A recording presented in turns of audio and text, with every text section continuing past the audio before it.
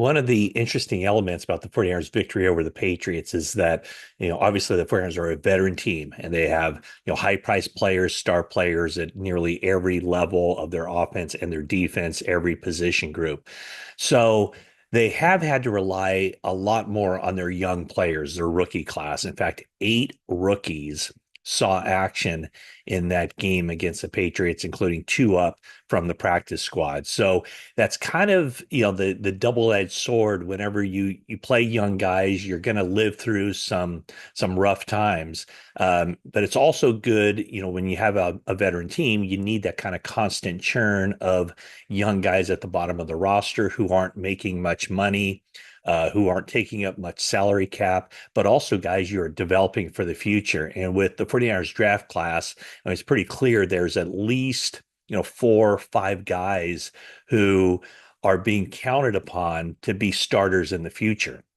Some of these guys are being counted on probably to be starters as soon as next season, full-time starters when everybody's healthy. I'm talking the kind of starters that when you show up for training camp, that guy's going to be a starter.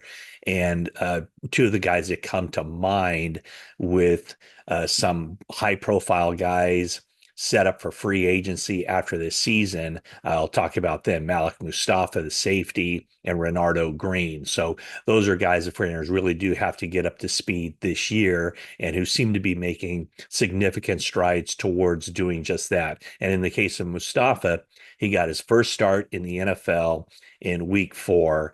And just a couple of rough patches there. I would say just one rough play, and he came very early in that game where he missed a tackle on the very first third down of the game.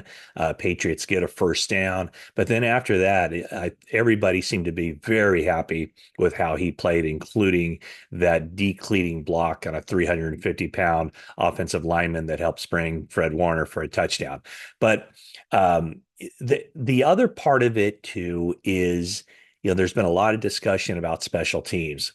And I don't want to put it all on the young guys, but a lot of times, whenever you have a roster where the bottom part of your roster is comprised of very young players, the impact is going to be felt most on special teams, talking about the negative impact, because you got to figure too that so many young guys who are kind of forced into playing special teams roles, because that's where, that, like I said, the bottom half of the roster, those guys have to play special teams. Teams can only suit up 48 players for games. And so when you take away your 22 starters and several other guys who see significant roles on both sides of the ball, and then you take out, some of the defensive linemen or offensive linemen, what are you left with? You're left with a lot of young guys who maybe haven't necessarily played special teams before in their college careers because they were probably always the stars. And so that's maybe where some of the problems for the 49ers special teams have been originating. So anyway, on this video, I do want to talk a little bit about the rookies and some of the young guys and what the expectation is, what they've done up to this point, and what the expectations are for them moving forward as this year progresses, and of course for next year as well. We'll start off with Ricky Pearsall. 49ers did not open the practice window for him. It was kind of seen as a very strong possibility that they would. Now remember, the shot wound was August 31st. A bullet through his chest on the right side, exit out the armpit area, didn't hit any vital organs, didn't hit any bones, and he couldn't work out for about a week or 10 days just to prevent infection. Didn't want any sweat or anything, so just wanted to make sure that wound healed before he could get back in the weight room and working out rigorously. So that's what he's been doing. Remember now, at the time of the incident, the armed robbery attempt in San Francisco, he had been missing. He had missed some practice time, a lot of practice time, in fact, in training camp. First with a hamstring injury. He reported with the hamstring injury from off-season workouts on his own. He was cleared after 4 days, then he was back on the field. Then he had the shoulder subluxation left shoulder, which basically it popped out, popped right back in, but he took 19 days off from that. He had already been cleared to return to practice and was in line to play week 1 against the Jets before the incident happened with the gunshot. And so Kyle Shanahan was asked about Ricky Pearsall's progress and whether that shoulder, the left shoulder, the subluxation shoulder, is still an issue. And he said no, he was fine before the shooting incident. So once Ricky Pearsall is back with the 49ers practicing, he would be the number 4 receiver pretty clearly. I remember when they drafted him and when I saw him in offseason workouts, I thought, maybe he and Juwan Jennings will share that number 3 role. Now, it's very clear who the 49ers' top 3 wide receivers are: Deebo Samuel, Brandon Ayuk, Juwan Jennings, and you can use those guys in whatever order or rank them in whatever order. And then Ricky Pearsall. Okay, the next guy is Renardo Green. The 49ers see Renardo Green as basically their third or fourth cornerback and their number 2 nickel. So what they've tried to do with Isaac Yiadom getting off to kind of a rough start was start to work Renardo Green into the mix a little bit more. Yiadom had a good first half against the Patriots. They put Green in there for the second half. He ended up playing 23 snaps on defense, 10 on special teams. So Renardo Green, if Isaac Yiadom falters, Green will be ready to go. Dominic Pooney, the offensive lineman, has been a find. This is a guy who could play all 5 spots on the offensive line. So maybe his future with the 49ers isn't necessarily at right guard where he started and he's playing and he's entrenched. He had a clean pass block sheet in the week 4 game against the Patriots, according to PFF. No pressures, no sacks, no hurries, no nothing. He's been outstanding. He will be a long-term starter for the 49ers. No question about it, unless he's just so good they can't afford him. So we'll see. Dominic Pooney making a major contribution. I mentioned Malik Mustafa. He started the game, played 64 snaps in place of Talanoa Hufanga, who was injured with the ankle injury. And then Mustafa also played 5 snaps on special teams. Mustafa is very much in line to be a starter next year. Talanoa Hufanga is scheduled for unrestricted free agency. So Mustafa could get a full-time starting role next year. Isaac Guerendo hasn't really excelled yet as a running back behind Jordan Mason. It's kind of a similar thing to the backup running backs in the past when the 49ers had Christian McCaffrey out there. The backups rarely played. Now Jordan Mason is excelling, so there's no reason for Guerendo to get out there. He hasn't gotten much action, only 5 snaps of offense against the Patriots, 12 on special teams, had a fumble on a kickoff return. So there's a rookie who kind of made a mistake there. And going back to Mustafa, he did miss a tackle on a long punt return, but that's something that you come to expect, or you don't dismiss it, but you also realize that, rookies do make mistakes, especially when they're put in roles that maybe they're not familiar with. Jacob Cowing, another 4th-round draft pick, along with Guerendo and Mustafa. He saw his first action on offense against the Patriots, 4 snaps on offense, 4 on special teams. With his speed, maybe he gets a little bit more into the mix on offense, but with Pearsall coming back, that might kind of scale him back. His 4 snaps on special teams as a punt returner. He's iffy for this week with a shoulder injury. The 49ers 6th-round draft pick, Jared Kingston, did not make the 53-man roster. The Carolina Panthers claimed him off waivers. So he is with Carolina, has yet to see action in a game there. And then the 7th-round pick, Tatum Bethune, who's just very interesting. Back in 2019, when I was doing a story on Nick Bosa before the draft, I asked Bosa, like, hey, who are some people who are influential in your life that I could talk to? I did a big piece, NBC Sports Bay Area.com, called The Choice, Nick Bosa, The Choice. This was before they drafted him. And he gave me the name Greg Bethune, his youth football coach. Well, when the 49ers drafted Tatum Bethune, I started thinking, like, boy, I've heard that name before. And then I see Cheryl Bosa on her Instagram. She's talking about how life is so funny.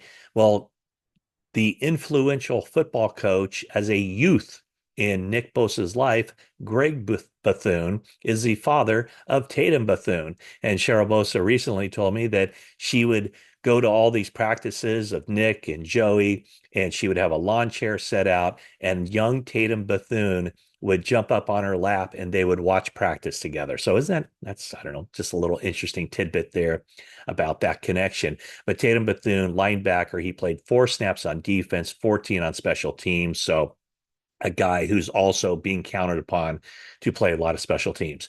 And then this game against Patriots, the 49ers brought up 2 rookies from the practice squad, standard elevations. They revert back to the practice squad after the game.